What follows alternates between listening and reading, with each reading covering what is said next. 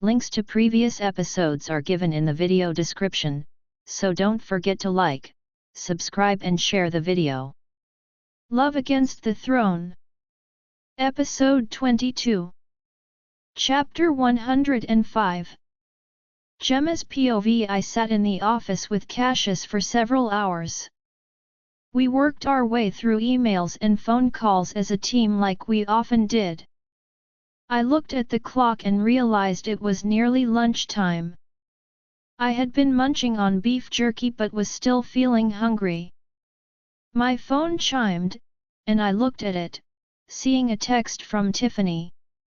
I had been thinking of her most of the day. I was wondering if her mate was being good to her. Even though the meeting we had this morning helped alleviate some of my anxiety about him. Tiffany, can we talk? Me, is everything okay? Tiffany, yeah. I just need to talk to my big sister. Me, Garrett is behaving himself? Tiffany, yes. I just need to talk. Please. Me, let's meet for lunch. Tiffany, we can have a picnic behind the dorms. There is a nice grassy area. We can get food from the cafeteria. Me, okay.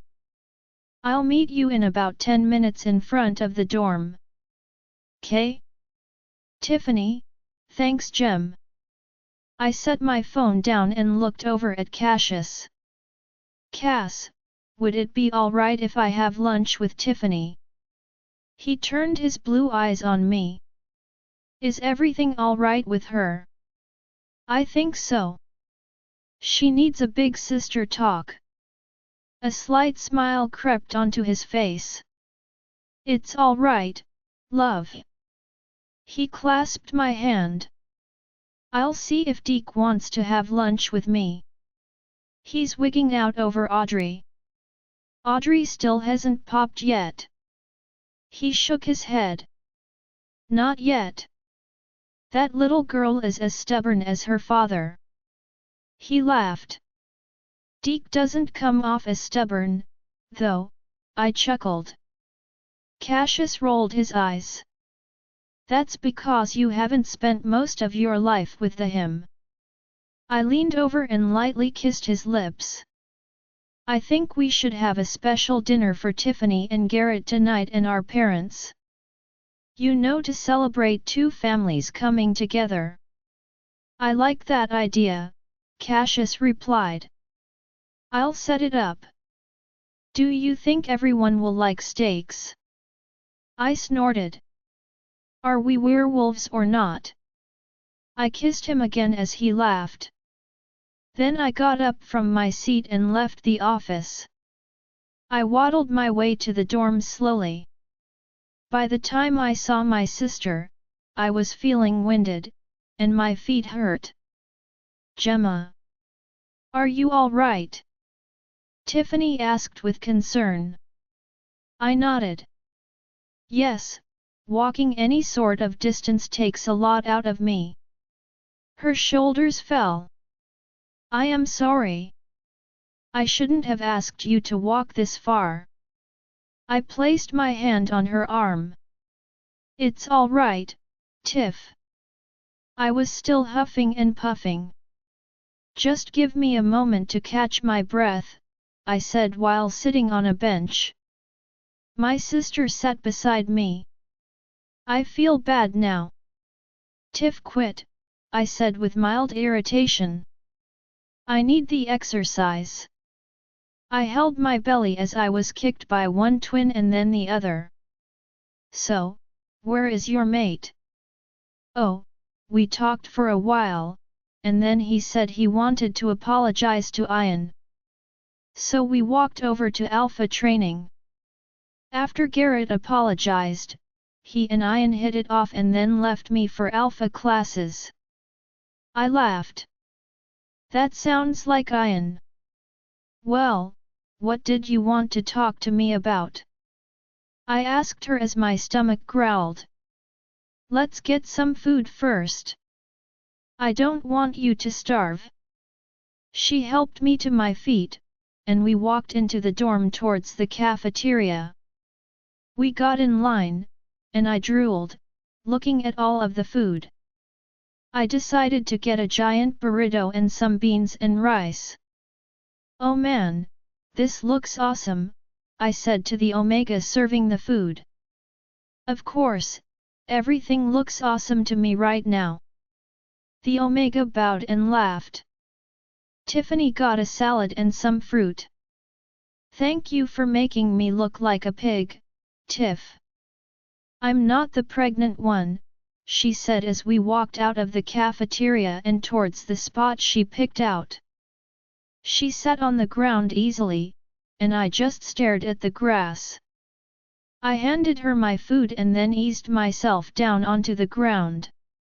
My large belly made it hard to get a good position.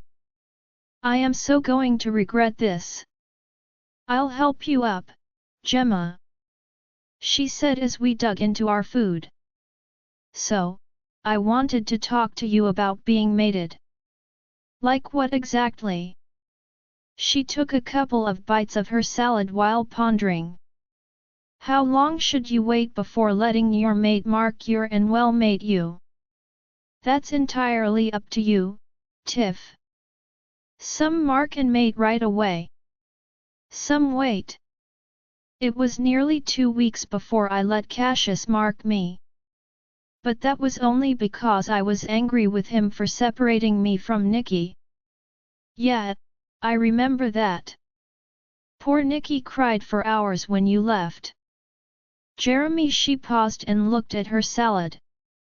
Anyways. Is Garrett pressuring you to mark you right away? She shook her head. No, but he wants to mark me before we go back to his pack. When is he going back? A few weeks.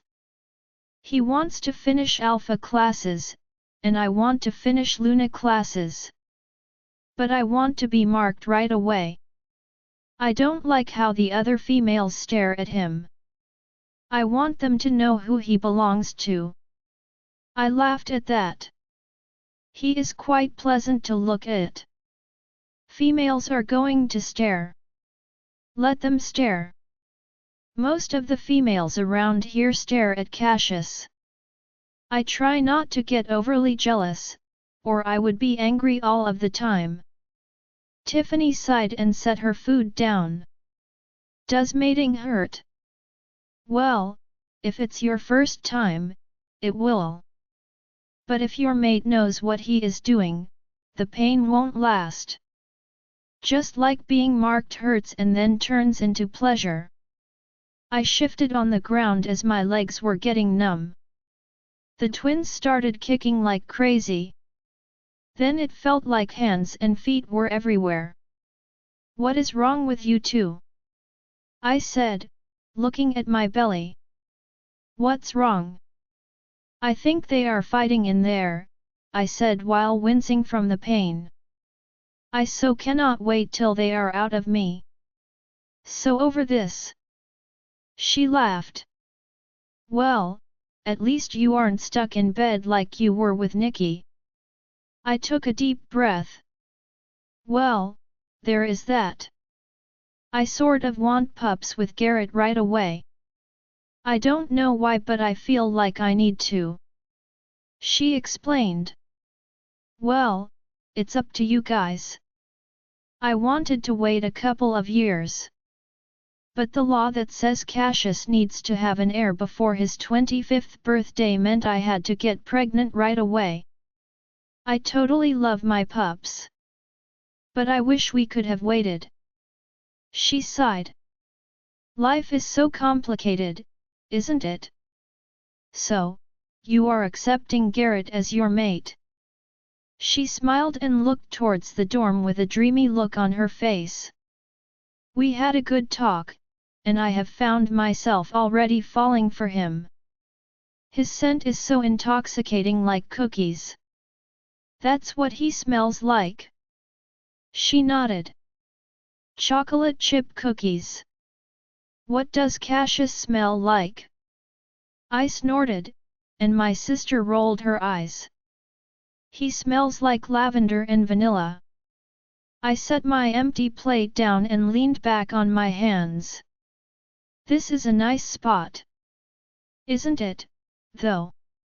So, Cassius and I are setting up a special dinner to celebrate you and Garrett tonight. Our families are all invited, of course. And feel free to invite your friends if you want. She leaned over and hugged me. Thank you, Gemma.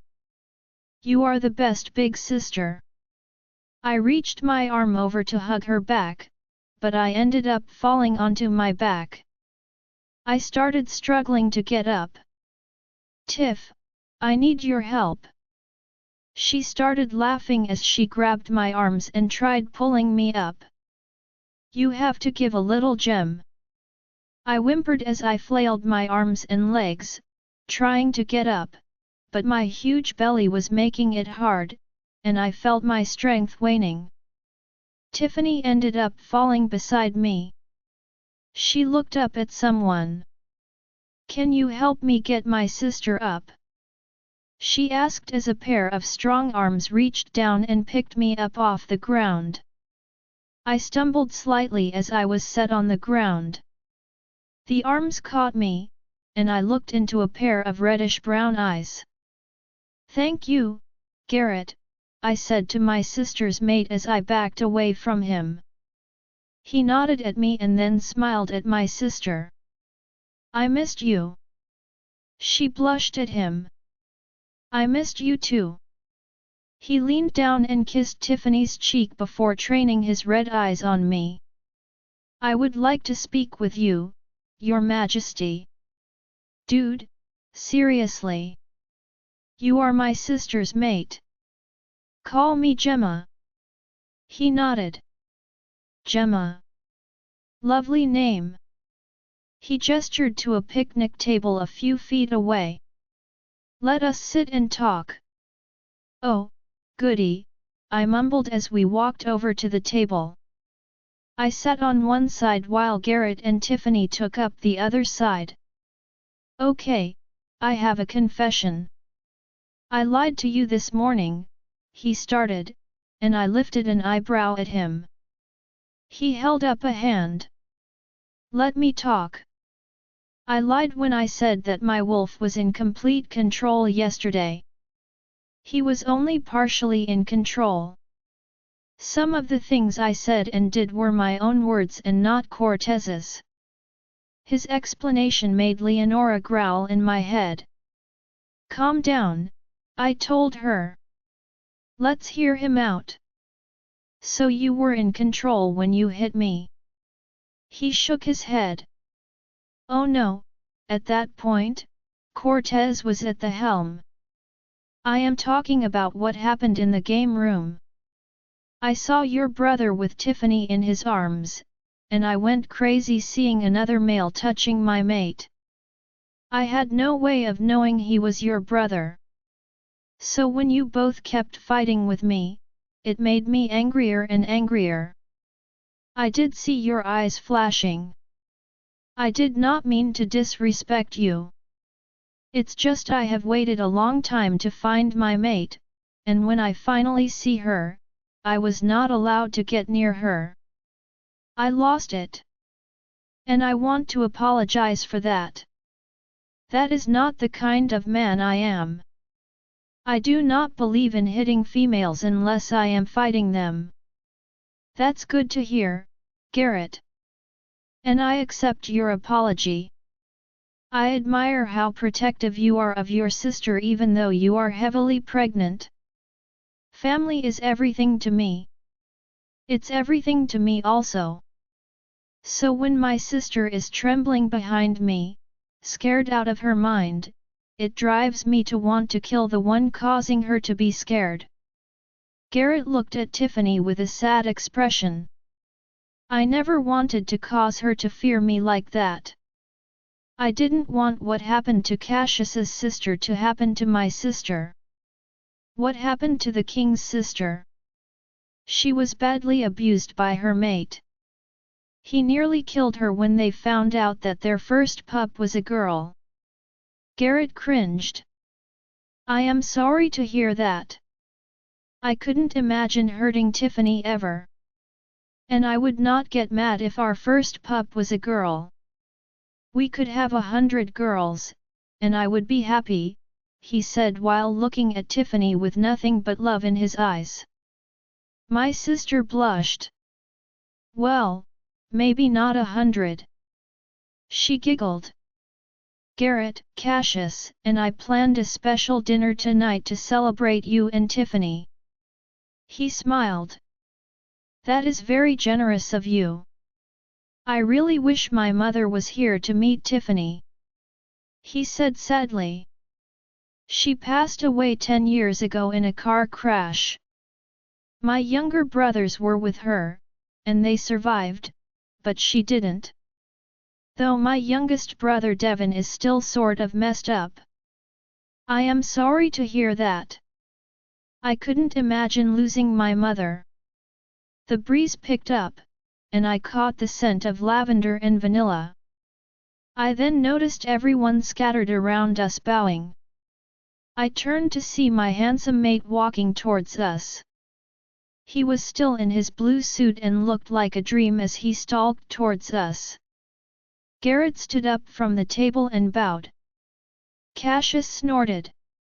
No need for that, Garrett. You are family now. Sorry, Your Majesty, he said while sitting down. And it's Cassius or Cass to you.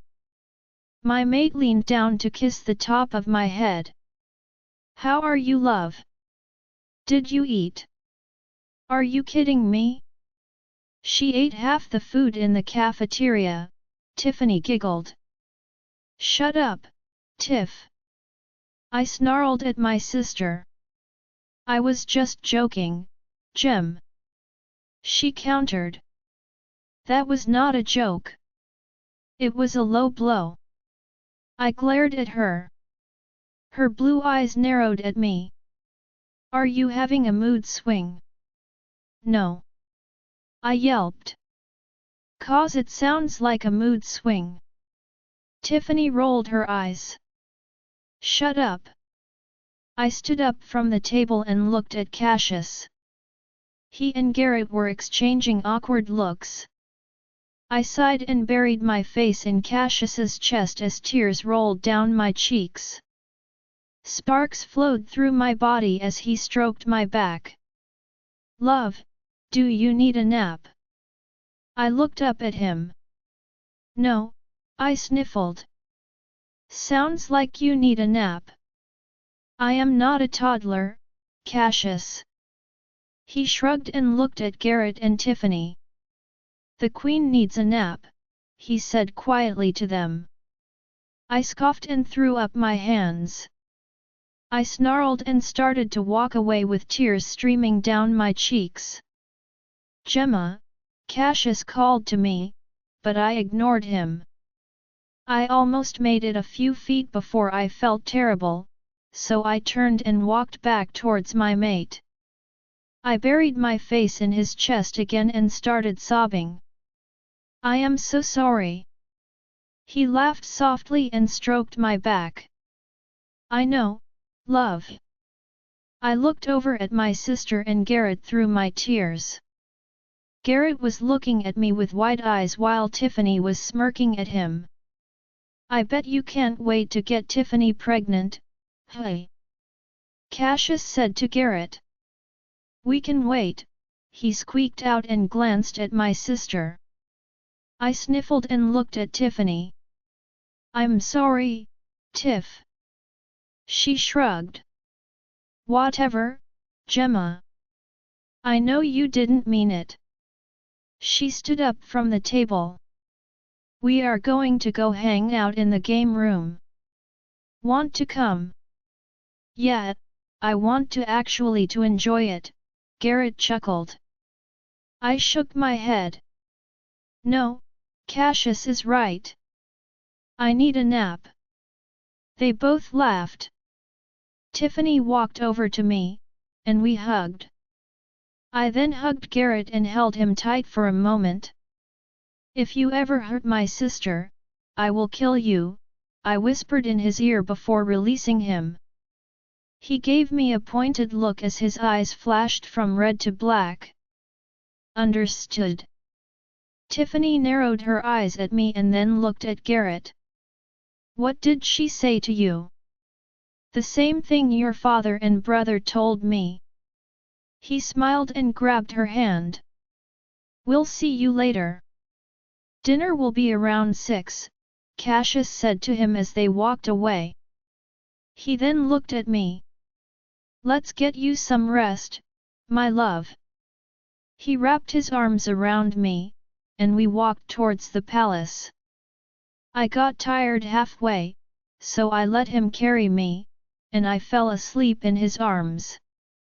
Cassius's POV Gemma snored softly in my arms as I carried her towards the palace. After we walked away from Tiffany and her mate, Gemma got tired, and I picked her up bridal style. She fell asleep almost immediately. Her head was cradled against my shoulder. Palace guards bowed and opened the door for me as I entered. As I headed towards the elevators, I met up with my father, Gemma's father, and Alpha Peterson. They were all laughing and appeared intoxicated. Hey, son, my father stumbled towards me. What did you do to my daughter? Phil slurred at me. I shook my head. She's just tired, philosophy. Gemma let out a snore and shifted. She's kind of cute when she's asleep, my father laughed. Phil slapped my father's shoulder. Shut up, Terry. Gemma is always cute, he looked at me. Right, Cass. I just nodded. Yeah. I could smell the booze on their breath. I was a little surprised Alpha Peterson was also drunk and leaning on my father. You let these two clods get you drunk. We didn't do anything to him he didn't want, son, my father laughed and belched. I normally don't drink this much, but if these two aren't the funniest dudes I have ever hung out with, Peterson patted my father's shoulder. I rolled my eyes. Okay, well, Gemma and I planned a nice little family dinner to celebrate Tiffany and Garrett, so I hope you stupid sober up before then. That is nice of you, Cassius, Alpha Peterson said to me. Gemma shifted in my arms again and moaned my name. Her eyes fluttered open for a second before closing. If you'll excuse me. I need to put my mate to bed. Try not to drop her, Cass, Phil said to me. Dinner is at 6, I told them before walking off, shaking my head. Stupid, I muttered. I stopped at the elevator and pushed the button to wait. My arms were getting a little tired from holding my pregnant mate. The doors opened, and my mother and Gemma's mother walked out. Hey, Cassie, my mother said to me as she smiled at my sleeping mate. Melinda stepped forward and stroked Gemma's cheek. Oh, my sleepy girl. Yeah, I suppose lunch with Tiffany wore her out. I laughed softly. My mother stepped forward. Have you seen your father? I snorted. Yeah, he was stumbling around drunk off him with Phil and Michael Peterson. A low growl came out of my mother. Our mates are stupid, Melinda. Did you see what direction they went? Melinda asked me. No, but if you followed the stench of booze and bad decisions, I'm sure you'll find them. My mother rolled her eyes and grabbed Melinda's arm. Let's go kick their dumb asses. Melinda laughed. Take care of my girl, Cass. You know I always will, I winked at her. They started to walk away. "Oh, special dinner tonight at 6, I called to them. "We'll be there," Melinda replied and then trotted after my mother. The elevator door opened, and I walked in. Sighing, I leaned against the wall with my sleeping mate. Relief flooded me as the door opened moments later. I rushed down the hall to our room. I gently set her on the bed and managed to take her dress off, leaving her in just panties and a bra. I looked at her stomach and saw a handprint. Then I could see the twins moving around inside of her. I put my hand on her belly and relished the feel of my pups moving around. I lowered my face and kissed the soft skin of her stomach. "I can't wait to meet you two finally," I whispered. I kissed Gemma's soft lips and stood up. I decided to go and get Nick from his grandmother and spend some time with him before dinner. I sat in my son's room playing cars with him and listening to Disney music for a few hours. As it was nearing dinner time, I looked at him. "Hey Nick, are you ready for dinner?" "Food." He squealed at me and hopped up, and ran for the door. I laughed and followed him. "Let's go see if Mommy is awake first." We walked across the hall to my room. Nick walked over to the bed. He peered over the side at his sleeping mother. "Mommy is sleeping." I picked him up and set him on the bed. "Why don't you wake her up?" He quietly crawled across the bed and lay beside her on the bed, and caressed her cheek with his little hand. "Mommy," he loudly whispered, and Gemma stirred. "Mommy," he said a little louder, and I watched as Gemma's eyes slowly opened. "Nicky, hi Nicky." She smiled at him. He leaned over and kissed her cheek. "Daddy told me to wake you up." She sighed. "Did he now?" She yawned and slowly sat up. Her hand held her belly, and she looked at me. "How long was I out?" "A few hours," I replied and sat on the bed. Nick was sitting next to her, touching her bare belly. He giggled when one of the twins kicked. I saw the movement, and Gemma cringed. "I'm hungry," she said to me. "Well, it's almost dinner time. Let's get you dressed and ready," I said to her and helped her off of the bed. Nick hopped off the bed and ran over to the couch. He picked up the remote and turned on the TV, and found his cartoons. Only 3 years old, and he knew how to work the TV like it was nothing. Gemma looked through her clothes in the closet. She yawned again. "What should I wear?" she mumbled. I stood beside her and pulled a fancier maternity dress from the rack. It was a deep burgundy color. It was low-cut in the front and backless. "I like this one."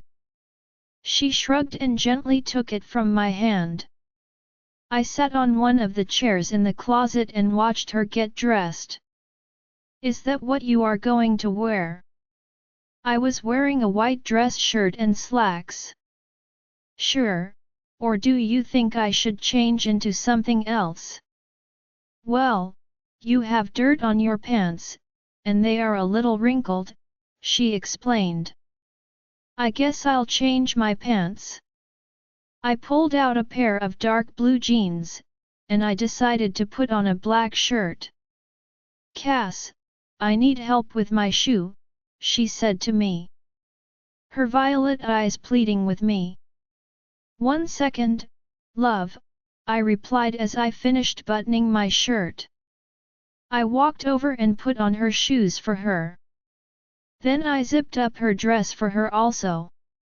"That looks gorgeous on you," I said as she brushed her long blonde hair. She smiled and wrapped her arms around me. You look gorgeous yourself. I leaned down and kissed her on the lips. She moaned as we deepened the kiss. I started running my hand down her body when we heard a giggle.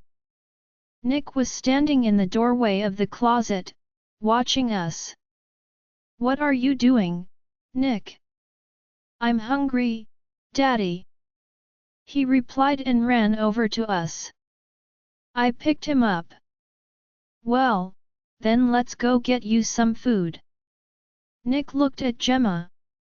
You look pretty, Mommy. She tickled his tummy, and he giggled. Thank you, Nicky.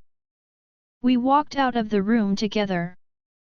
We had to go slow as Gemma was having trouble walking fast or much at all. She was panting out of breath by the time we made it to the dining room. Our families were waiting as we approached. Melinda stepped forward. Oh Gemma, you look exhausted. She shrugged. Walking exhausts me. She breathed out as her mother put her arm around her shoulders. Perhaps you should go on bed rest until the twins are born. Mom, you know how much I hate that, Gemma nearly snarled. My mother stepped towards them. Dear, your mother is right. It's not doing any of you any good to be exhausted all of the time. I walked a few feet away while they discussed pregnancy stuff. I sat Nick down. My father was with Gemma's father and Alpha Peterson. They appeared to have sobered up a bit. It's nice of you three to be sober. My father snorted. Your mother reamed me about it. I laughed. I bet she did, Dad. She's a feisty one, that Isabel, Michael chimed in. You have no idea, Mike, my father snorted. The doors of the dining room opened, and the chef bowed to us. Dinner is ready, Your Majesty. Thank you, Chef, I said to him and looked at the family. My parents, Gemma's parents, and her sister, and finally Alpha Peterson and his son were all here. I wished that Ainsley was here. I missed my little sister, but she was off traveling with her vampire fiancé. We all walked into the dining room. It was the smaller one we generally used for family gatherings. The food was set up buffet style. There were big steaks, barbecue ribs, and grilled chicken with lots of veggies and other sides. So where are Ian and Esther? I asked Melinda. Oh, they chose to spend some time alone rather than come tonight, she replied. I watched as Gemma made a plate up for Nick, and then she piled on food for herself. This is a nice spread, Cassius, Garrett said as he cut into a steak. My chef and his staff are good at what they do. Garrett's father looked over at me. So, Terry tells me you guys treat omegas like people too. Why not? They are the legs we stand on, right, Dad? My father nodded. Right, son. I hated hearing how some packs treated omegas like slaves and abused them. That's why I implemented a kingdom law that omegas had to be treated justly with salaries and schedules. I agree with that. The omegas in my pack are treated well also. I know some packs still lack in that area, Michael responded. That is why I regularly send out inspectors to every allied pack to make sure they are following the rules of the kingdom. Alphas are allowed to run their packs as they see fit, but I will not tolerate abuse or unnecessary punishments, I explained. I know we are werewolves, but that doesn't mean we should live like savages. I wholly agree with that, Michael nodded at me. Alpha Michael, Tiffany started to say to him. He smiled at her.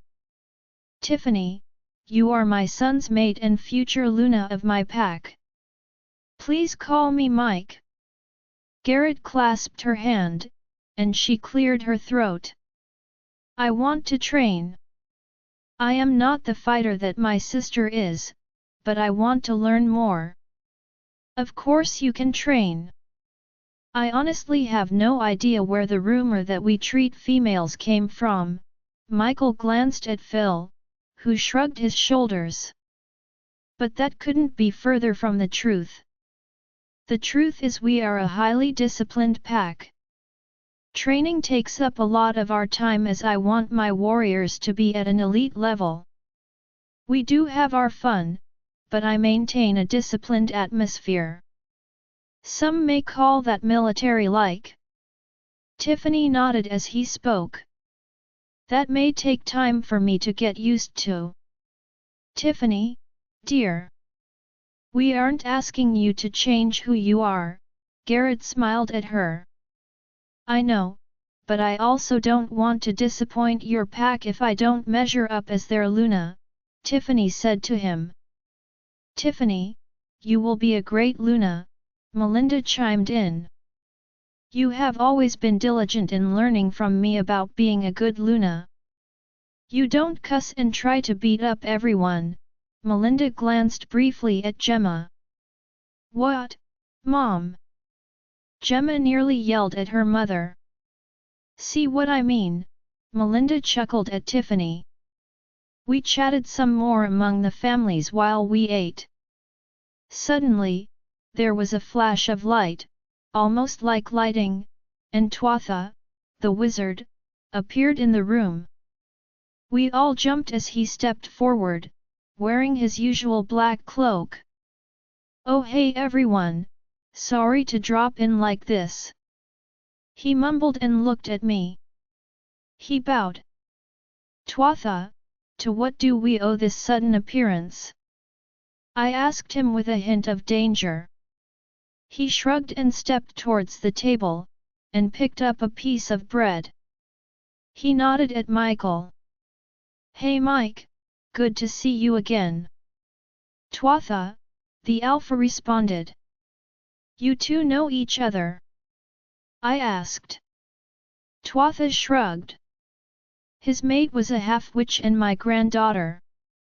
My mouth fell open at that revelation. You are part witch? Tiffany asked her mate. Garrett shrugged. I suppose, but I don't have a magical bone in my body. Tuatha snorted. That is where you are wrong, son. But we will discuss that later. The wizard turned to me. I have come to you because of a vision I just had. A great war is going to happen. Not until your children are all of age. The demons are rising, and your children will be the keys to defeating them. I suspected it was big when I heard a white wolf was mated to a red wolf. But I am not a white wolf. My sister is, Tiffany interrupted Tuatha. My dear, you are still of the white wolf line. At least one of your children will be a white wolf. And one will be a red wolf. The powers of both lines will be combined in your children.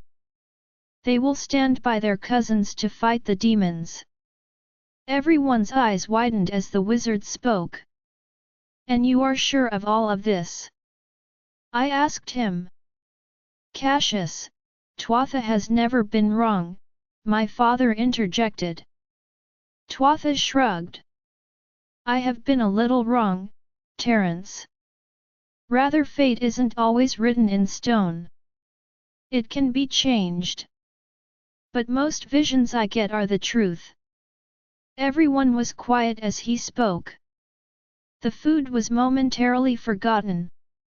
Sorry to rain on your little celebration, the wizard said to us. He looked at Gemma and me. I shall take my leave now. But before I go, you are about to meet your daughter's mate. Gemma narrowed her eyes at him. My daughter hasn't even been born yet.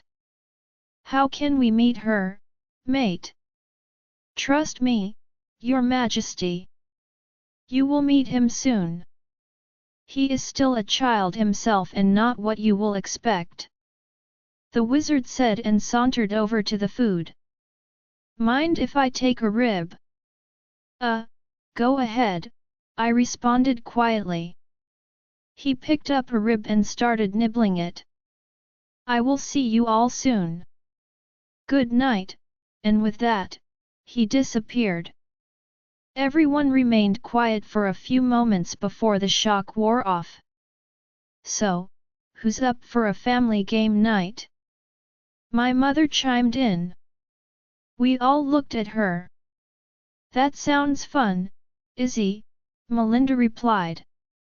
I need some whiskey, my father mumbled out. Terrence. Language. There is a pup present, my mother barked at him. My father rolled his eyes at her. I laughed as we all started chattering again. Well, that was certainly interesting, I spoke. Who do you think our daughter's mate is? Gemma asked me why rubbing her belly. I don't know, love. She shook her head. And the demons are rising? What's up with that? Every 1,000 years or so, when the planets align, and the veil between the underworld and this world is thin, the demons rise and try to take over this world, Michael explained. It would explain my son being mated to Tiffany. The red and white wolf lines have never mixed before. Really? Tiffany asked him. The special breeds of wolves do not normally mix, Tiffany, Phil told her. There isn't just white and red wolves with special abilities. There are golden, silver, green, blue, and a few others, he explained. Or so that's what my mother told me once. I was surprised to hear Phil talk about his mother. He rarely ever spoke about her even though she was a famous figure in the kingdom. Our pack uses some of the techniques your mother developed for combat, Phil, Michael said to him. She was a great warrior. Phil looked at his plate. Yeah, that is the general consensus in the kingdom. Melinda clasped his hand and looked at the other alpha. My mate still has a hard time talking about his parents, she explained. I'm sorry, Melinda. I understand. Discussing my deceased mate is still a sore subject for me. Michael said sadly. But I wish she was here so she could meet Tiffany. Teresa would have loved her. Really? You think so? Tiffany asked him happily. Michael smiled at her. Yes, right, Garrett. Right, Dad. Garrett grabbed Tiffany's hand and kissed it. Gemma was smiling as Tiffany and her mate showed affection to each other. She pushed her plate away and leaned back in her seat, and belched loudly. Everyone looked at her, and she blushed. My Gemma blushed. Oops, sorry. The others all broke into laughter. There's my Gemma, Phil chuckled. We finished our meal and ate some dessert before going into a sitting room where we played a few games for a few hours. Gemma got cranky and tired. So I had to excuse myself to take her and Nick to bed. Gemma looked up at me while I tucked her in. Cassius, I am afraid. I sat beside her on the bed. I don't believe that. You are never afraid. She reached out and grabbed my hand. I am afraid for the future. Our children have to fight demons, and I am afraid. She trailed off as tears fell down her cheeks. Gemma, look at me. I ran my hand down her cheek. She looked up at me. Our children will be fierce warriors because you are their mother. They will not cower in the face of danger. I know it's hard to think of them fighting a war where that they may not make it, she sniffled, and I squeezed her hand. We have to have faith that their future will work out. The goddess knows what she is doing. Gemma nodded. I leaned down and kissed her softly on the lips. I love you, Cassius. I love you too, Gemma. Now sleep tight. You need your rest, my love. Her violet eyes closed as she snuggled into the bed, and in no time, she was fast asleep. I watched her for a few moments before I decided to take a run in the woods. Enoch hadn't been out for a while. I stripped out of my clothes and opened the sliding door to the balcony, where I shifted. Enoch shook out his black fur. Have at it, buddy, I said to him before yielding control to him. He leaped over the balcony railing and landed on the ground. He then took off into the woods. Gemma's POV. Seriously, I don't care, I said with annoyance to my mother and Izzy as they argued over details for my baby shower. We were all sitting in Izzy's craft room. She and my mother were planning a baby shower for me. I was sitting a few feet from them as I knitted a blanket for my twins. Ainsley and Tiffany were painting letters for the twins' nursery as my mother and Izzy argued over the shower's details. It was over something stupid, and I was getting irritated. Thought these days everything irritated. It has been a week since my sister found her mate. I am primarily on bed rest now. I spend most of my time in the bedroom as I cannot walk very far without becoming a winded mess. My feet are swollen and painful, which adds to my inability to walk. Luckily, Izzy's craft room is down the hall from my room, so it's not a long walk. Ainsley had returned from her trip with Titus. She was now sporting a tiny bump. I was surprised at how well everyone got along with Titus. The vampire integrated into the family like he was a wolf. Even Garrett got along with him even though his pack had a contentious past with vampires. Titus assured my sister's mate that the vampires under Romulus's rule were not the ones that hunted red wolves to the brink of extinction. Tiffany held up one of the letters she was painting. Is this all right, Gemma? It was a big D for Daisy. She had painted it a light lavender color that was almost pink. I had decided I wanted pastel colors for the twins' nursery. I hadn't wanted pink for my daughter, but the color my sister had used was rather lovely. I like that, Tiff. You know I don't normally like pink, but I think that works. She smiled and set the letter down. You sure have changed, Gemma. She mused. Have I really?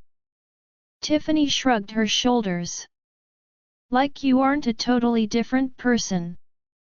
But months ago, if I had shown you this pink letter, you would have ripped me a new one. I frowned and felt tears welling up in my eyes. Was I really that bad? My mother stopped arguing with Izzy momentarily and saw the tears in my eyes. Gemma, I don't think your sister meant it negatively. But for a long time, it seemed you were trying too hard to show us how much of a rebel you were. However, I think Nikki helped to tame you a little. But you are still our Gemma, just a little more grown up. She explained to me. That's what I meant. Thanks, Mom, Tiffany smiled at her. I didn't mean to make you cry, sis. I took a deep breath and wiped a stray tear off my cheek. Everything makes me cry, Tiff. The stupid toilet paper bear commercial makes me cry. They all laughed at that. I mean, I guess I have changed.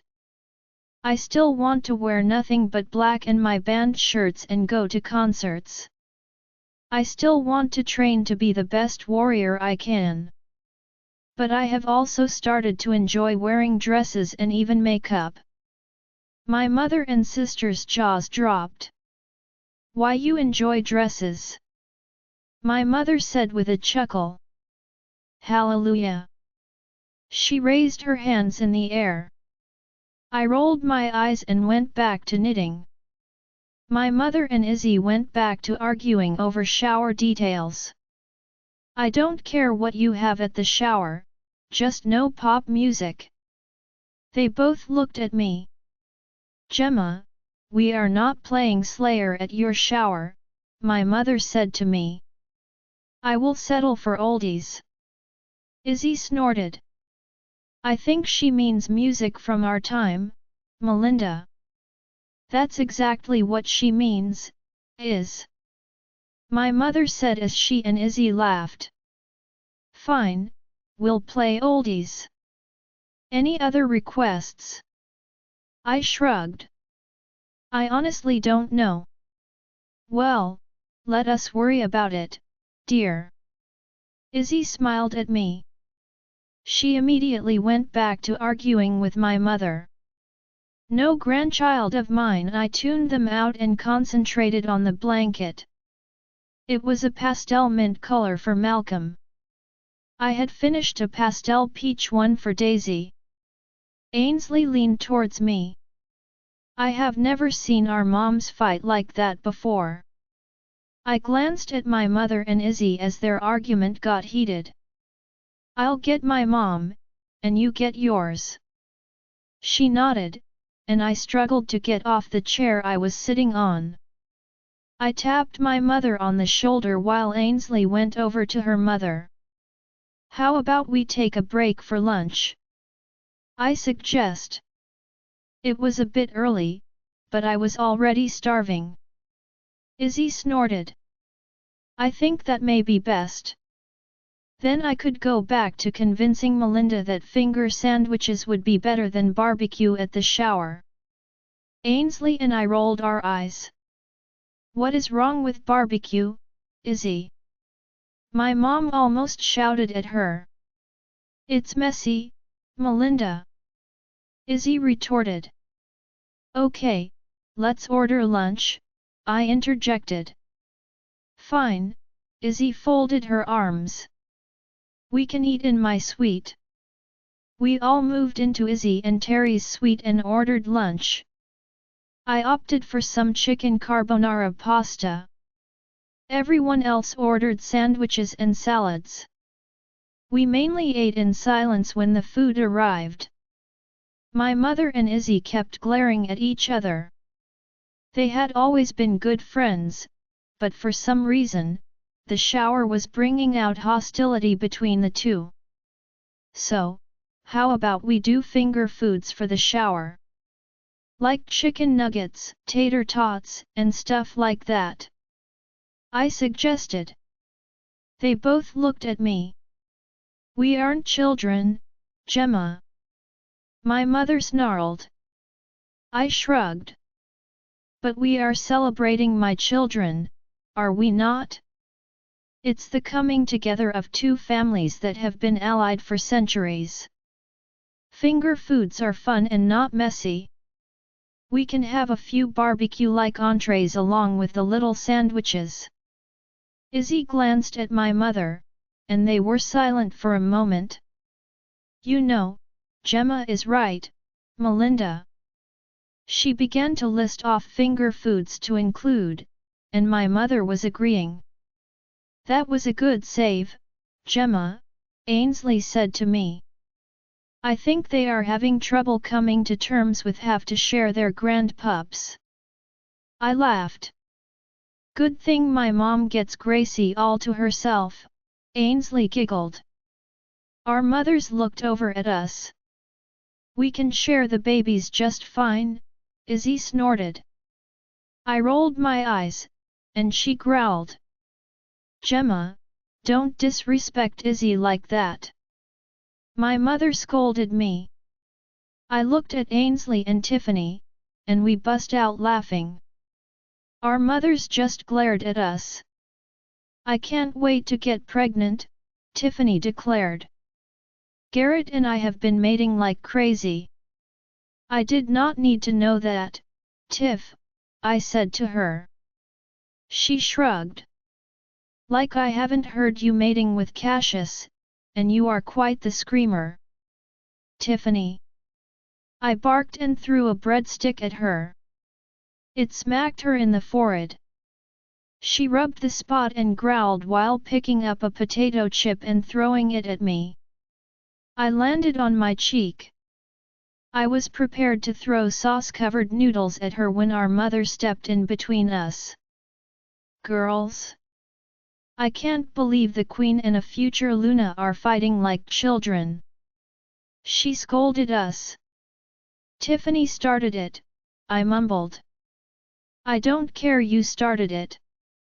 I sighed. Whatever. My mother waggled a finger at me. Do not whatever me, Gemma Sky. You may be the queen of werewolves, but I am still your mother. You will not disrespect me. Now apologize.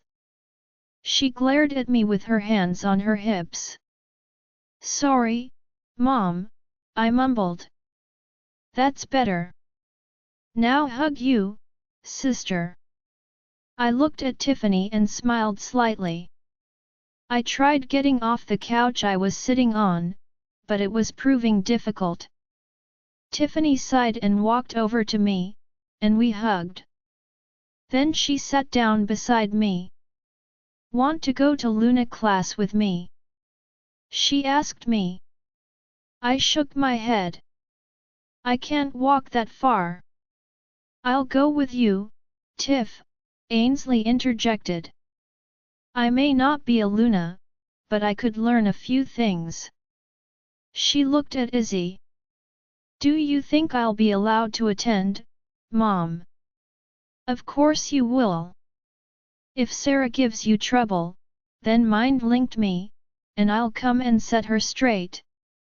Thanks, Mom, Ainsley said to Izzy. She looked at Tiffany.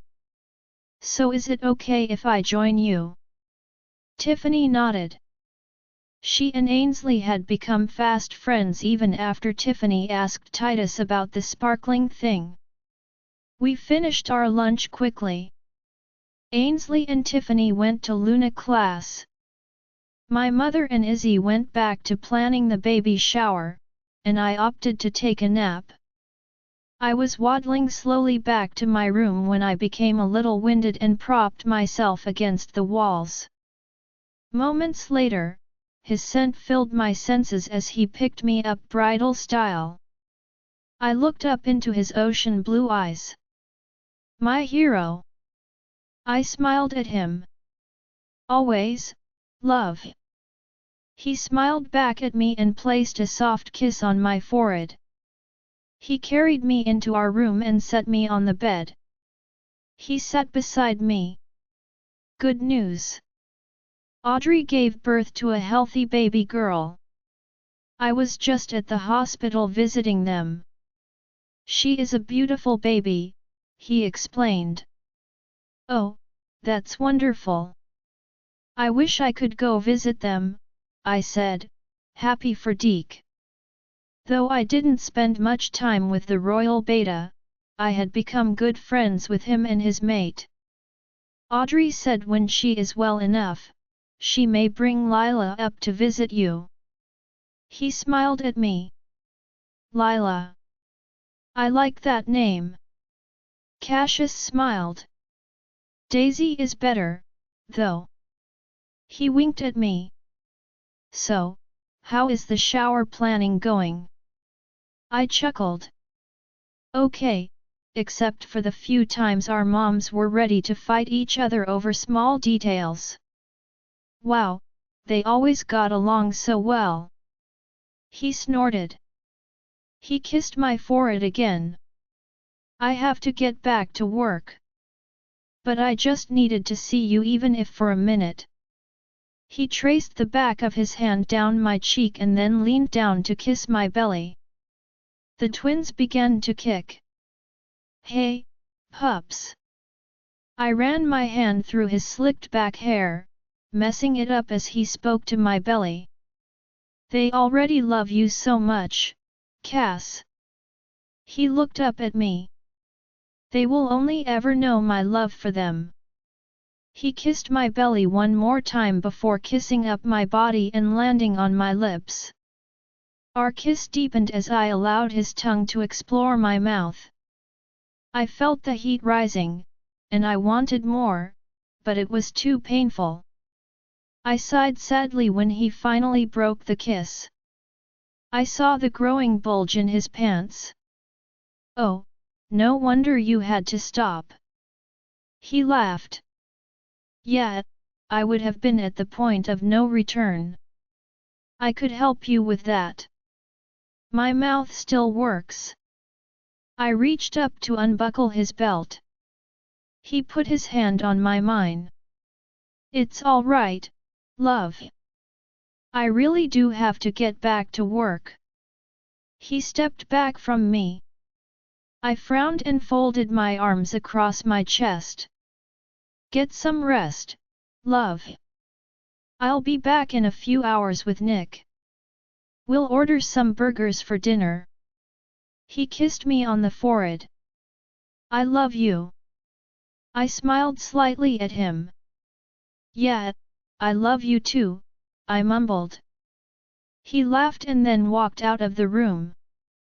I stood up and took off my dress, and decided to sleep in only a bra and panties. It didn't take long for me to fall asleep. 3 days later, I was in the closet getting dressed for the baby shower. My mother and Izzy had put together quite the party. They had invited so many people I didn't even know to the party. I had asked them to invite Queen Guinevere of the vampires. She and I had become friends since my coronation. We talked on the phone often. She was coming with her husband, King Romulus, along with their 4-year-old son Dominic. I was looking forward to the party even though I knew it would exhaust me to no end. Spending all of my time in either my room or Izzy's craft room was starting to drive me nuts. I hated being idle, but I was just not physically able to do more. The twins were taking too much out of me. I did get fresh air by sitting outside on the balcony outside our room. Sometimes Cassius would shift into Enoch so his wolf could bond with the twins. I let Leonora forward to have time with her mate even though we couldn't shift right now. I sighed as I looked at myself in the mirror. I was wearing a very pink dress that hugged my body, showing off my huge belly. Despite being tight, it still managed to be comfortable on me. It was something that Izzy had picked out on one of our last shopping trips, and initially, I had sneered at it. But it had grown on me. Cassius stood behind me wearing blue dress pants and a light blue button-up shirt. He placed his hands on my belly, and the twins responded. He leaned down to kiss my shoulder. This dress looks beautiful on you. I am surprised you picked it out. I shrugged. It's comfortable. And I am all about comfort right now. He chuckled and worked his lips up to my neck to my cheek, and then he slowly spun me around, so we were facing each other. We kissed each other intensely for a few moments before we were interrupted by a loud knock on the door. He pulled back from me. Your ride is here. I raised an eyebrow at him as he grabbed my hand and led me out of the closet.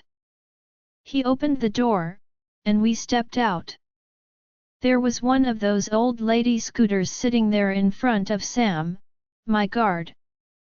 You got me an old lady scooter? Cassius nodded. Yep. Look, they put skulls all over it.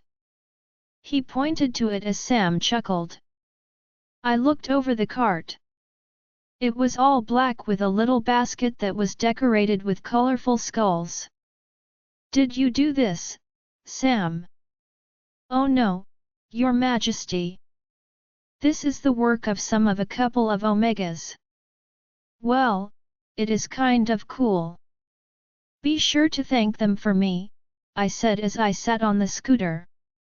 I looked up at Cassius. Thank you, Cass. Now you can get around the party without getting too exhausted. I made the scooter move, and it was surprisingly quick. Poor Sam had to leap out of the way. Sorry, Sam, I said as he laughed. Good thing he is quick on his feet, Cassius laughed as he walked behind me. I rode down the hall to the elevators where Terry was waiting. Nice ride, he smirked at me. He looked spiffy in grey pants and a white shirt with a grey jacket. Isn't it, though? The Omegas decorated it for me. It's so you, Gemma. Terry laughed as the elevator door opened. Nick is downstairs with your brother and his mate, Terry informed me. And apparently, Izzy and your mother are fighting like cats and dogs. I rolled my eyes. I thought they had gotten over their differences. He shrugged. Poor Phil has been having a time keeping Melinda calm. We reached the ground floor, and I backed the cart out of the elevator. The hall was decorated with flowers and banners with my pups' names on them. As we approached the ballroom, I saw so many people lined up waiting to get in. They parted to allow us through. We got into the ballroom, and I was amazed. All of this for a baby shower? I asked Terry as Cassius walked beside me. We are celebrating the future king and his twin, Gemma. That's a big deal for us. I looked at Cassius. I was hoping for just a simple party in the sitting room. I know, love. But you know my mother wasn't going to be satisfied with simple to celebrate the birth of her first grandchildren. Cassius explained. I suppose. Mommy. I heard Nicky from somewhere in the crowd. He came running over to me wearing a cute little suit. Ian and Esther were just behind him. Gemma is wearing pink, Ian said to Cassius. What did you bribe her with? He didn't bribe me with anything, Ian. I picked it out. I responded to my brother. His jaw dropped. What have you done to my sister? Cassius shrugged and smirked. Nothing she hasn't asked me to do to her. Come on, Nicky, hop on. Let's go greet everyone. I said to my son while my brother was still in shocked silence. Nicky climbed onto the cart and stood between my arms as I toggled the accelerator. Hold on, baby, I said to him as the thing lurched forward. Cassius walked behind me as I greeted everyone who had come out for the party. I saw my Uncle Reed standing with the other elders. He looked tense as I saw my father glaring at him from across the room. I guess you and my dad still haven't made up, I said to him. He chuckled dryly. Is it that obvious? He smiled at me. You look wonderful this evening. Thank you, Uncle. If you want, I can try talking to my dad again. He shrugged. If you want, but you shouldn't waste your time. I sighed sadly. It pained me that my father had such hatred for his mother's brother. Anyways, have you met my son, Nick? Uncle Reed looked at my pup and smiled, and held out a hand to him. Hello, Nick. Nicky looked up at Reed with curiosity. Hi. He replied shyly. I am your Uncle Reed. I am Prince Nicholas. My son replied proudly. Reed laughed. Yes, you are. It's good to see you, Uncle. I need to move on and greet everyone else. Enjoy your party, Gemma, he winked at me. I moved through the crowd, greeting others. I met Izzy's sister Ruthie. She is Ava's mother. Ava was at the party along with Zion, my father's beta. They were standing with Deke. Audrey wishes she could be here, but she needed to stay with Lila. It's all right, Deke. Give my best to Audrey.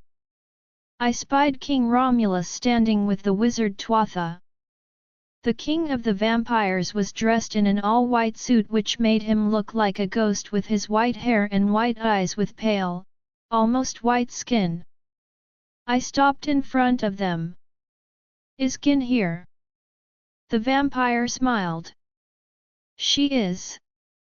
Our son had a mild meltdown as toddlers often do, so she is taking care of him. Oh. Will he be all right? He will. Small children are what they are. He smiled at my son, who was looking at him with fascination. And this is your eldest child? Yes, this is my son Nick. Hello Nick, the king of vampires spoke gently to Nick, who was mesmerized by him. I am King Romulus. You may call me Rom. Nick looked at me and then at him. Why is he so pale, Mommy? Nick.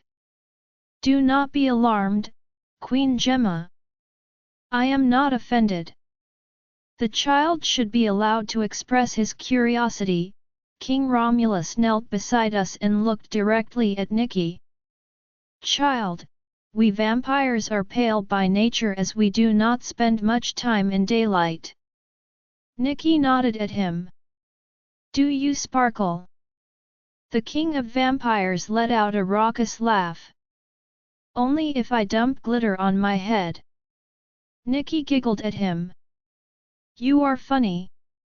I like to think so. Romulus stood up. You look lovely tonight, Queen Gemma. And I rather like your transportation. Skulls for the win. Thank you, Romulus. You know you can call me Gemma.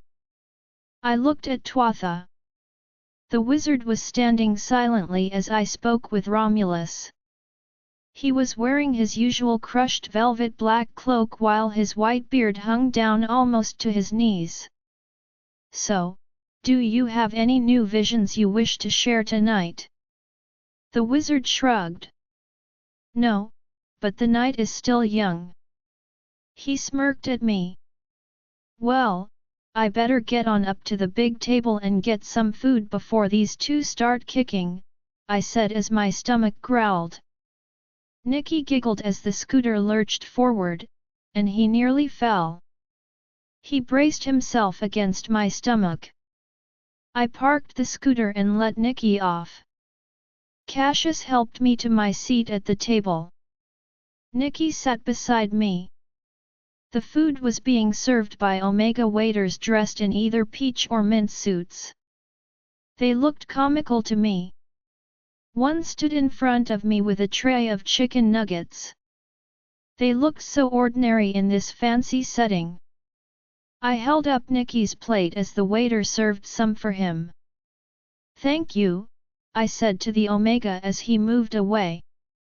A few more of the waiters came around with different food. It didn't take me long to have a full plate as the party got started.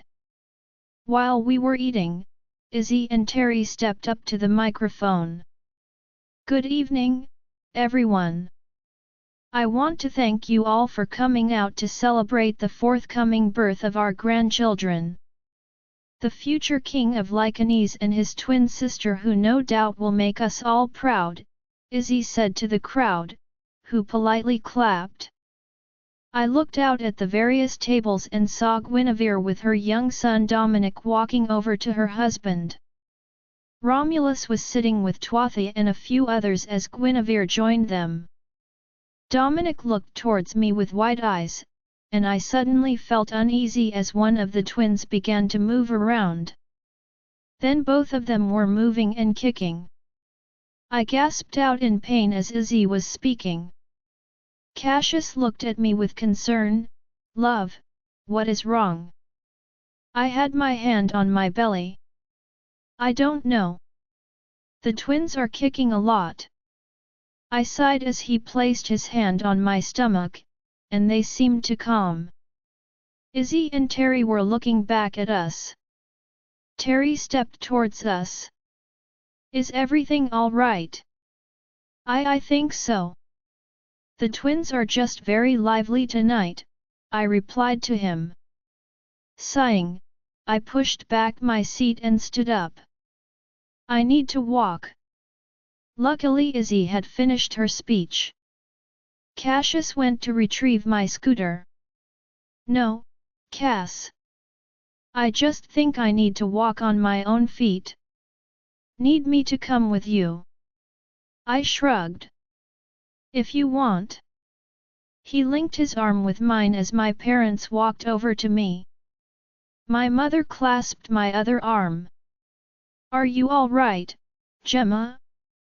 Are you in labor?" "No, Mom.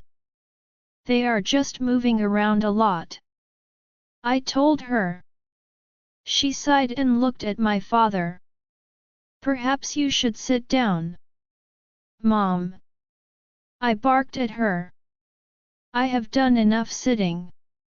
Cassius and I are just going to walk around some more. I'll be fine." She sighed. "Okay. Your father and I will be over there with Terry and Izzy." "Okay, try not to kill each other," I mumbled to her.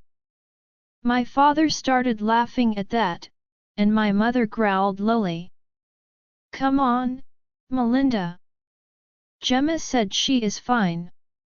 He leaned over and kissed my cheek. "You look beautiful tonight." I smiled at him. "Thank you, Dad." Nikki trotted over to us. "Want to take a walk with us, Nikki?" He nodded and clasped my hand. I wanted to greet Guinevere. I started feeling uneasy as we approached her and Romulus. Their son looked right at me. Dominic had pale skin like his father, but his hair was red like his mother's. His grey eyes looked directly at me as we approached. His mother had been holding his hand, but he pulled away from her. "Dominic," Guinevere called to him.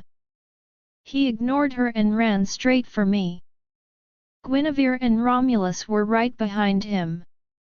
He stopped in front of me and sniffed the air, and then placed his hand on my belly, and I felt hard, frantic kicks. I started feeling lightheaded from the pain of the kicks. Cassius had to hold me up. Guinevere rushed forward and picked up her son, who began to struggle in her hold. "Oh Gemma, I am so sorry about Dominic." The kicking stopped as soon as Dominic was pulled away. "It's all right, Gin. He is just a child." Dominic broke free from his mother's hold and touched my belly again. Again the intense kicking started. "Mate." He finally spoke out. Romulus was standing just behind his wife while Cassius was holding me. All of our eyes widened as Dominic looked up at me. "My mate is in there." Tuatha joined us a moment later with a knowing smirk on his wrinkled face. "Told you." Did Dominic just say, "Mate"? I finally spoke out. Guinevere nodded slowly while her husband was still too stunned to speak. I think he did. She reached down to pick up Dominic, who cried out. Dominic, did you just say your maid is in Gemma? He nodded. Yes, why is she in there? Well, she hasn't been born yet, Guinevere explained. She looked at me. How is this possible? Cassius and I glanced at Tuatha. Asked the wizard. Tuatha threw his hands up. I had nothing to do with it.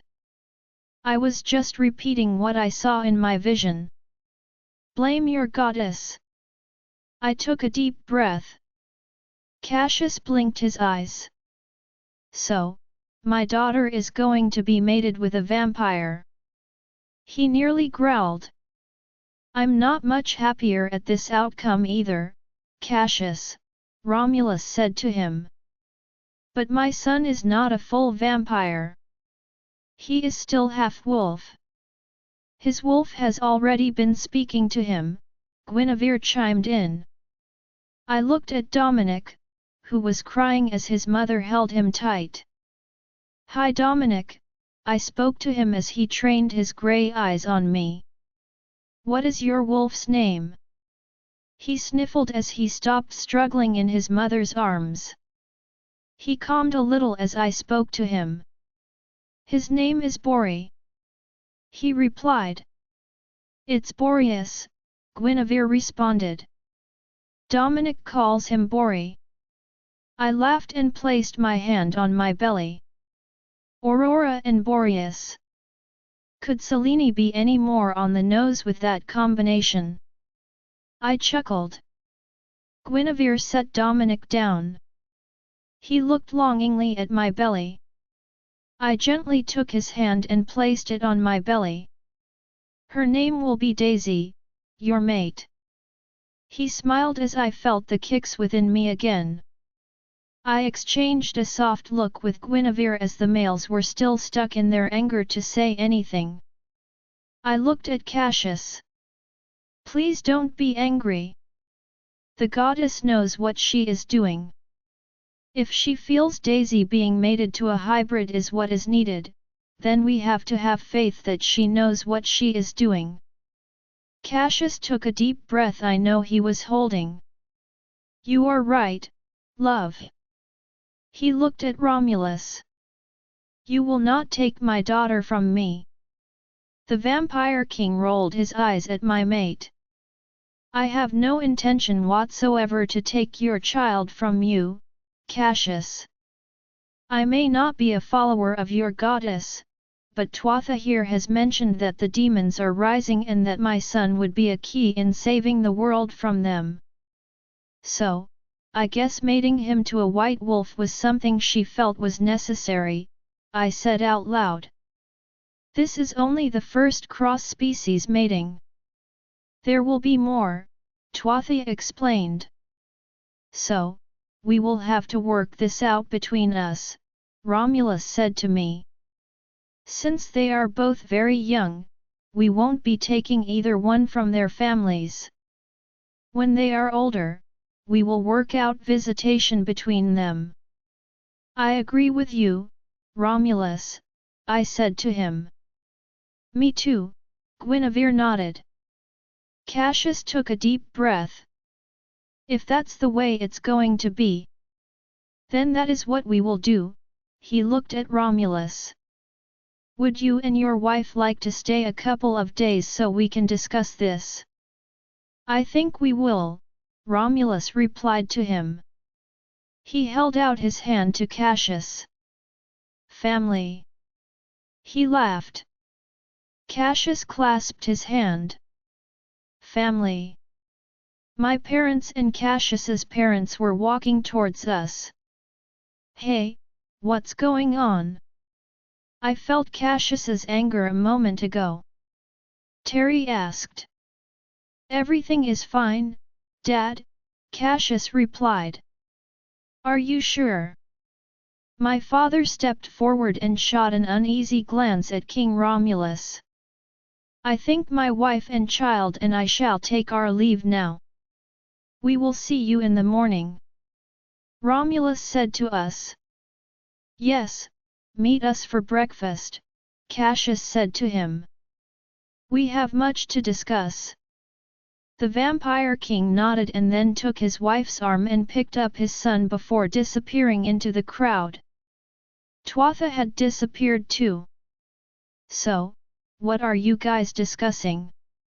Terry asked Cassius. I looked at my mate. Should we tell them? I mind-linked him. I think we should. But not here at the party, he replied. I nodded. Oh, just kingdom matters, I replied to Terry. He looked at Izzy and my parents. You two are hiding something, Terry said suspiciously. Dad, we will tell you what we were discussing with the vampires tomorrow. Okay, Cassius said to his father. He clapped his hands. Let's go back to enjoying the party, shall we? Mom and Melinda put this shindig together, and we should enjoy it. I did most of the work, Izzy mumbled, which made my mother growl. You did not, my mother responded. Izzy rolled her eyes. Mom. I spoke out to my mother. Just calm down, both of you. Cassius linked his arm with mine and grabbed Nikki's hand. We are going to mingle for a while. You four have fun. He leads us away from our parents. I lasted another hour of mingling and conversing before I got too tired to even ride on my scooter. Cassius and I said our goodbye before he picked me up bridal style. My parents offered to watch Nikki for the night. We reached our room, and Cassius set me on the bed and helped me out of my dress. I lay back on the bed, and almost instantly, my eyes closed, and I was snoring away. I awoke later to find myself in Cassius's arms while he slept soundly. Content I went back to sleep. Gemma's POV Cassius carried me into our room. We had just returned from the Royal Hospital for the third time after I thought I was in labor. It turned out to be false all 3 times. I was starting to feel like an star. I have done this before. I should know what actual labor feels like. Angela and the other doctors assured me that every pregnancy is different, so I shouldn't feel bad. Cassius set me on the bed, and I sighed. It was 3 in the morning. He should be sleeping. He had been working alone in the office for a couple of weeks as I was on bed rest for the most part. I am sorry, I mumbled to him as he helped me out of my hastily thrown on clothes. I was wearing a pair of shorts and one of his shirts. He knelt in front of me and looked into my eyes with his ocean blue ones. He traced his hand gently down my cheek, causing sparks to shoot through my body, making me shudder with pleasure. Don't be sorry, love, his husky voice rumbled out. Why am I such an asterisk? I know what real labor feels like. Why am I being tricked by false alarms? He shrugged. I can't answer that. I am just here to make sure you get to the hospital each time. You should be sleeping. You have a long day dealing with 2 challenges and 3 mediations, I sighed as tears welled up in my eyes. And I should be helping you. I have my dad and Maria helping. He explained.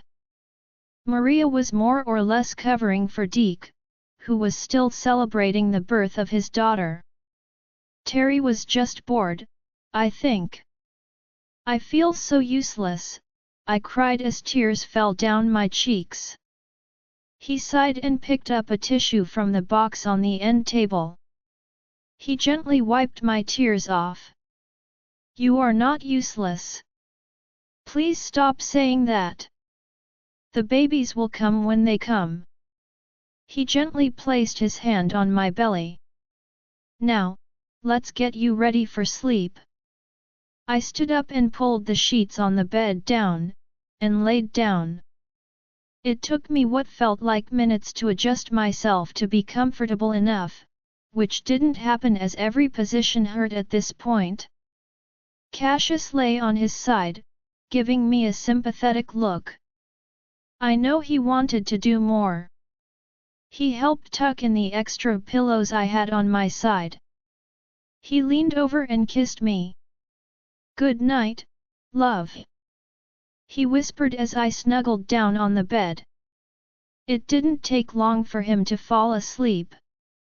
I just lay on the bed and stared at the ceiling, unable to sleep. I shifted my position a couple of times while Cassius just snored away.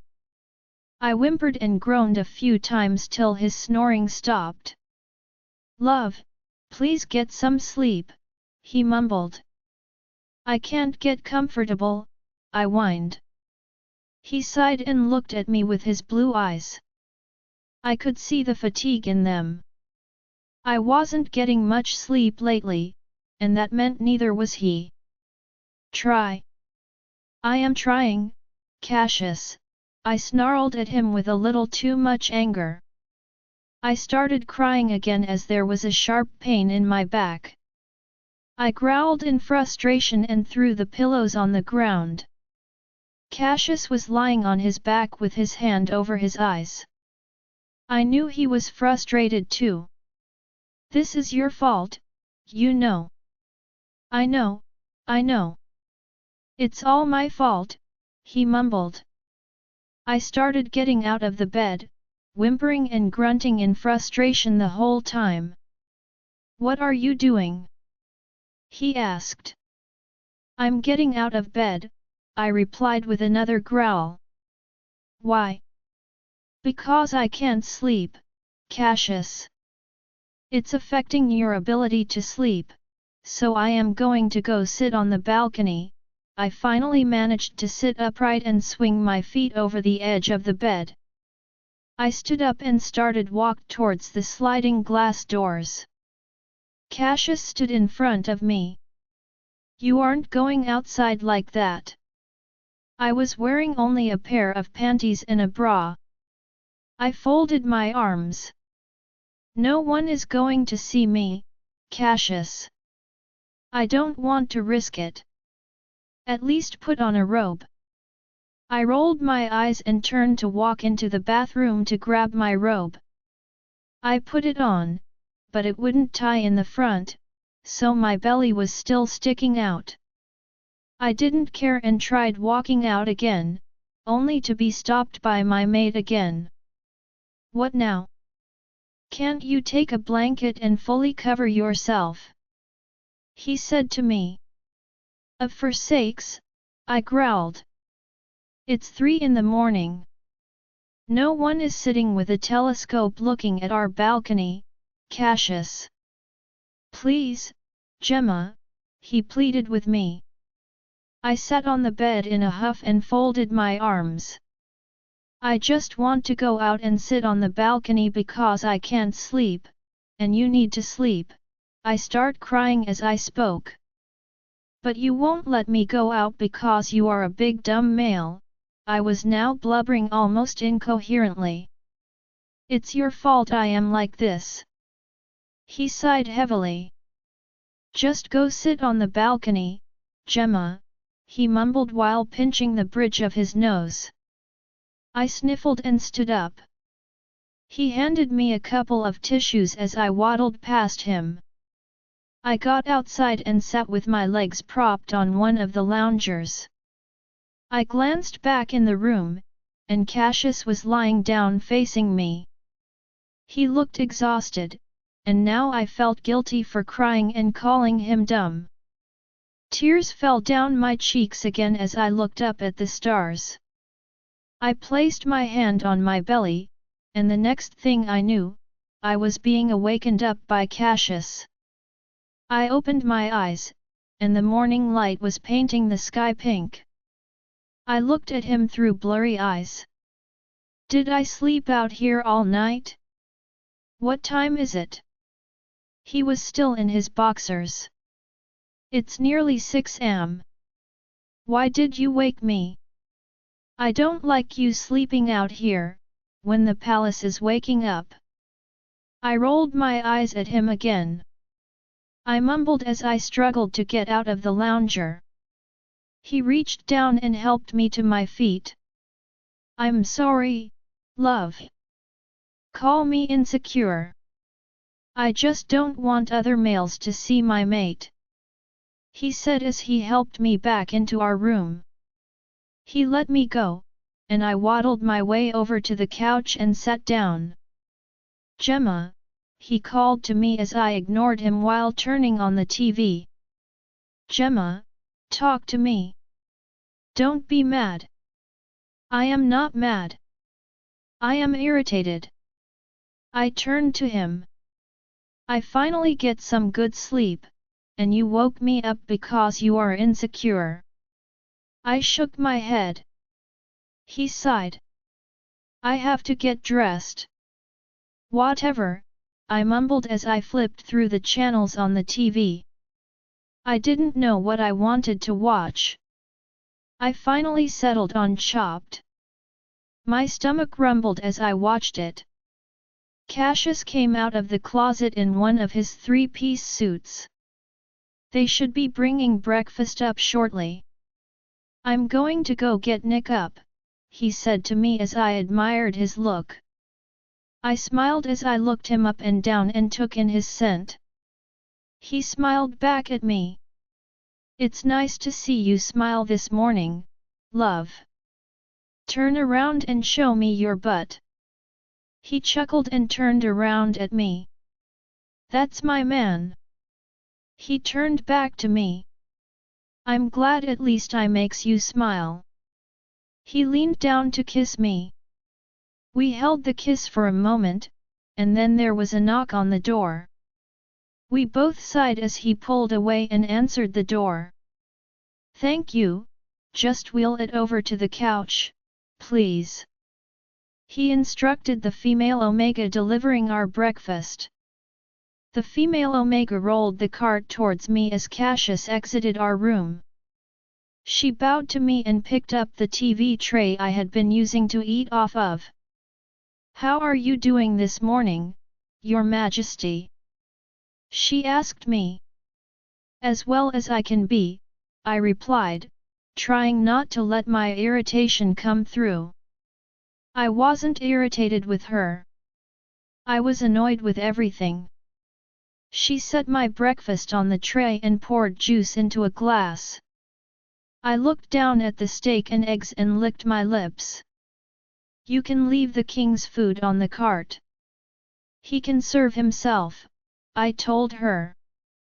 Yes, ma'am, she bowed and left the cart.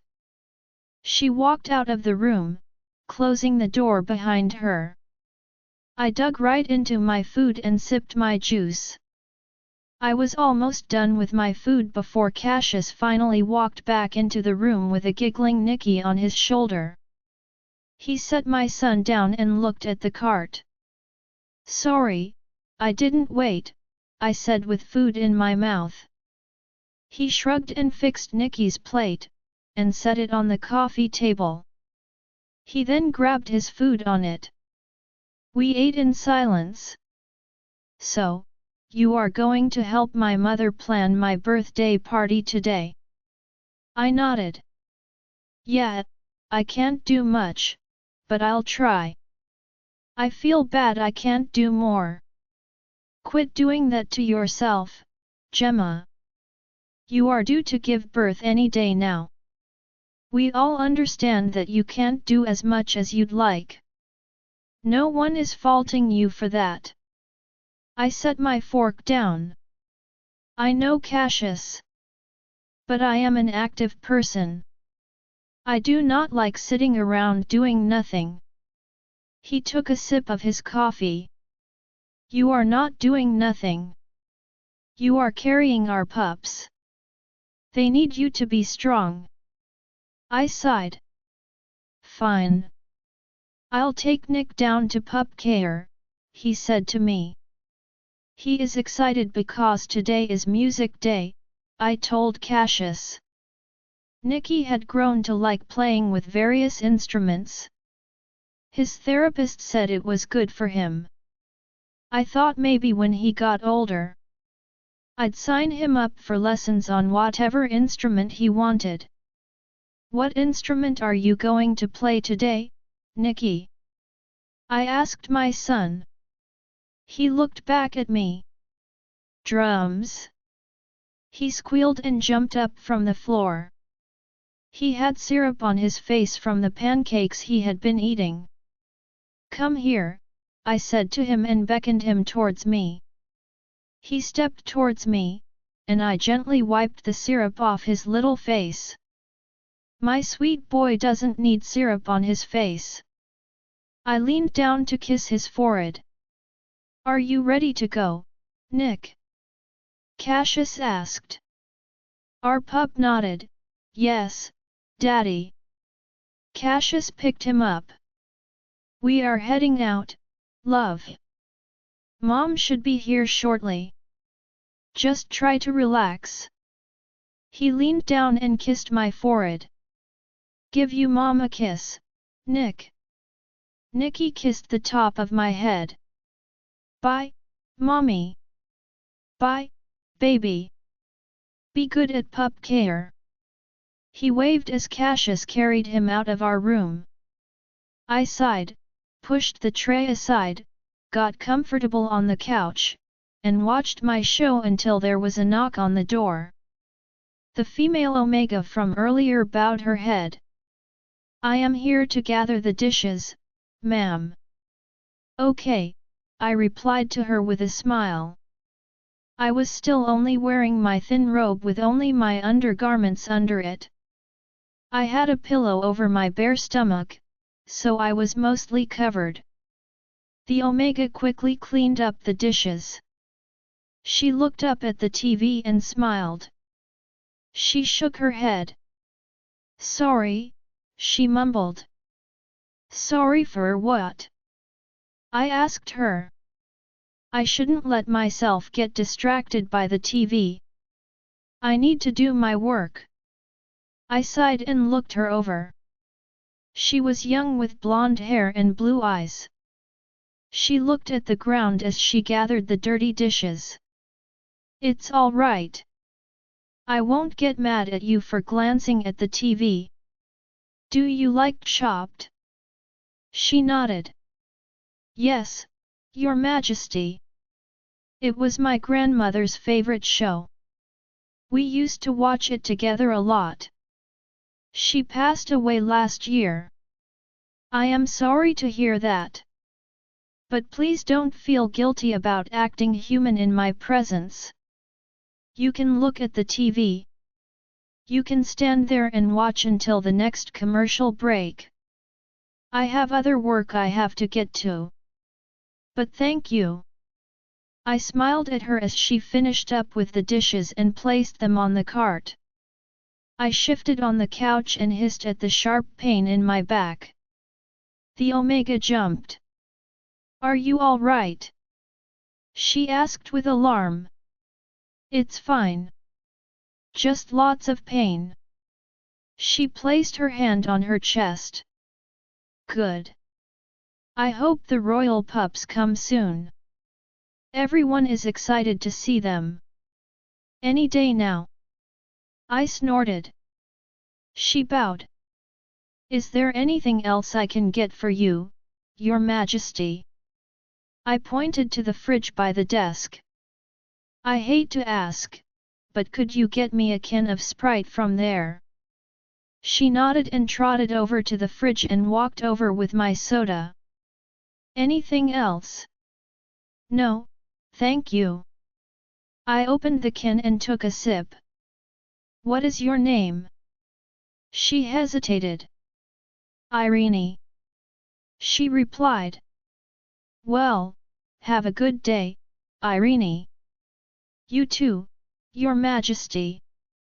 She bowed again and then wheeled the cart out of the room. Moments later, there was a knock on the door, and Izzy opened the door before I could answer. She walked in with her laptop and a bunch of notebooks and catalogs. "Wow, Izzy," I said to her. "It takes a lot to plan a king's birthday party." She set the stuff down on the table and picked up a notebook, and opened it. "I have already arranged the decorations and catering. We just need to pick out a few more details and make a few more invites." She handed me the invite list. I looked it over. "Why aren't Romulus and Guinevere on here?" I asked her. The morning after the shower, Cassius and I revealed the identity of Daisy's maid to our parents. Needless to say, everyone was shocked. Some were angry. Like Izzy was the most angry about it. She did not like the idea of her granddaughter being mated to a vampire. Even if he was just a hybrid, he was the crown prince, which meant someday he would be the king of the vampires, and my Daisy would be their queen. For some reason, Izzy was not on board with that. "You know why?" she mumbled.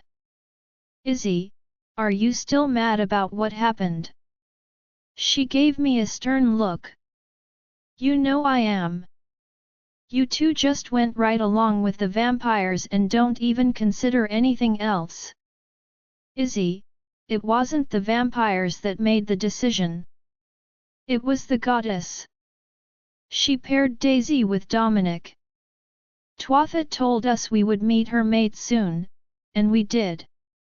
Still, you are signing your daughter's life away to bloodsuckers," she said while turning on the laptop. "Isabel, your daughter, is engaged to a vampire, and you like him." She sighed. "It's different, Gemma." "How?" "Titus is just an ordinary vampire. He isn't the crown prince," she explained. "So," I replied to her. "We all agreed that we wouldn't force the kids to be together if they don't want. We will allow them to spend time together while growing up, and when they are adults, we will let them ultimately decide if they want to remain mates," I told her. She sighed. "Let's focus on the party. It will take my mind off of it."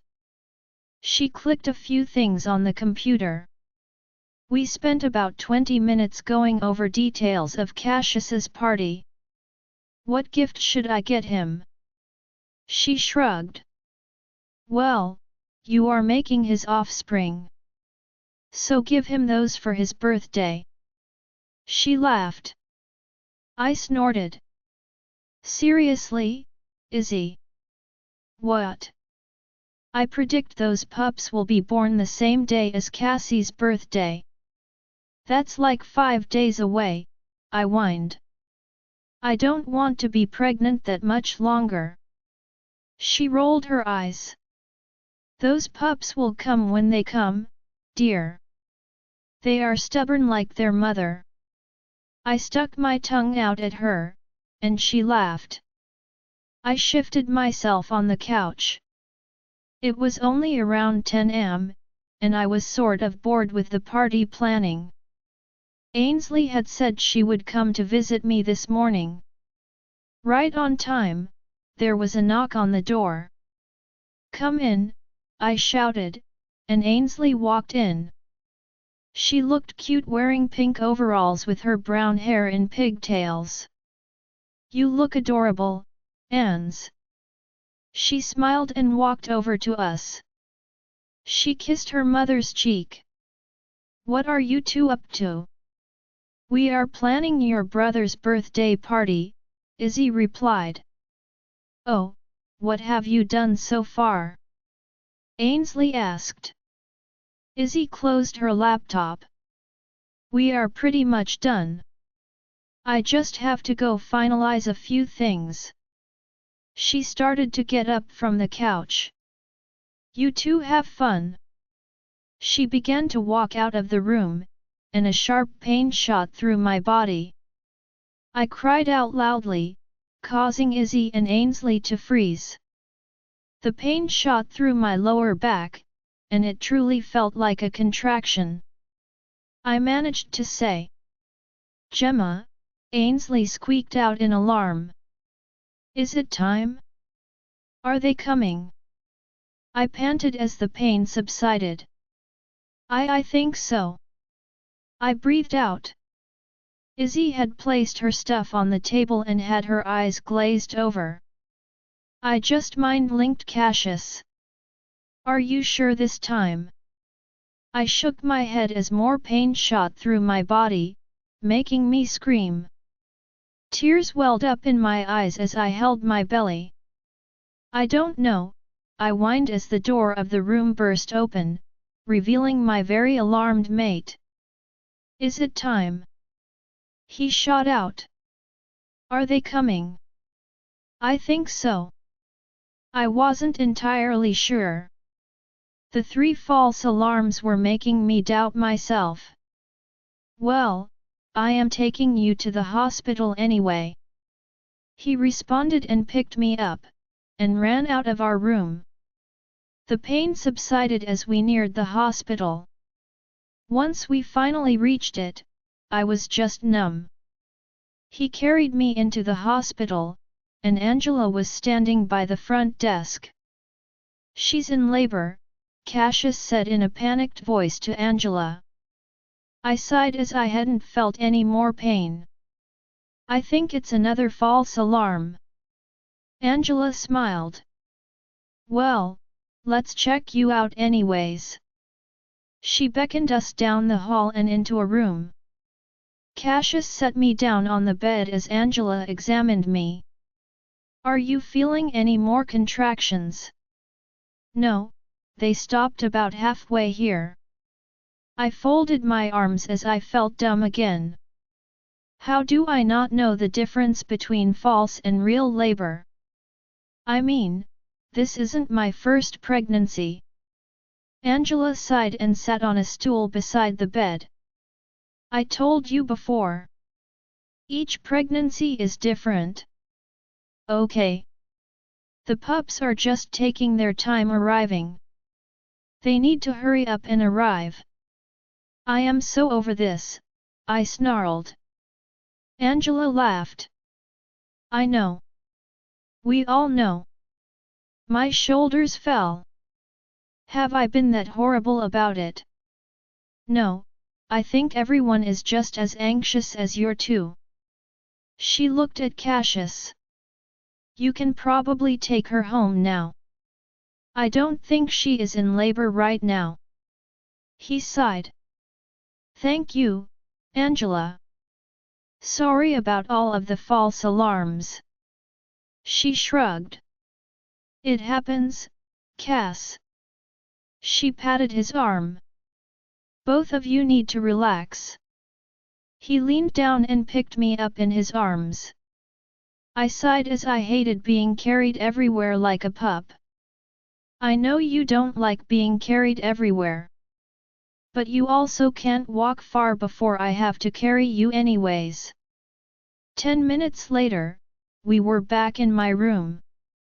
Ainsley and Izzy had been waiting for us. "Another false alarm," I mumbled. "Well, I can see that," Izzy snorted with sarcasm as they followed us into the room. Cassius set me on the couch. He leaned down and kissed me. "Love, I have to get back down to the office." I nodded. "I am sorry you mate keeps interrupting." He leaned his forehead on mine. His blue eyes peered into mine. "Don't be sorry. Okay? Just don't get upset. We can handle this." He kissed my nose. He nodded to his mother and sister then left the room. "I love that man so much," I said out loud. Izzy and Ainsley looked at me with smiles on their faces. And my son loves you more than anyone in this world. I know, I replied as they both sat on the couch, and we watched TV for the rest of the day, patiently awaiting the arrival of the twins. Join our Facebook and WhatsApp group for more updates, link is given in description.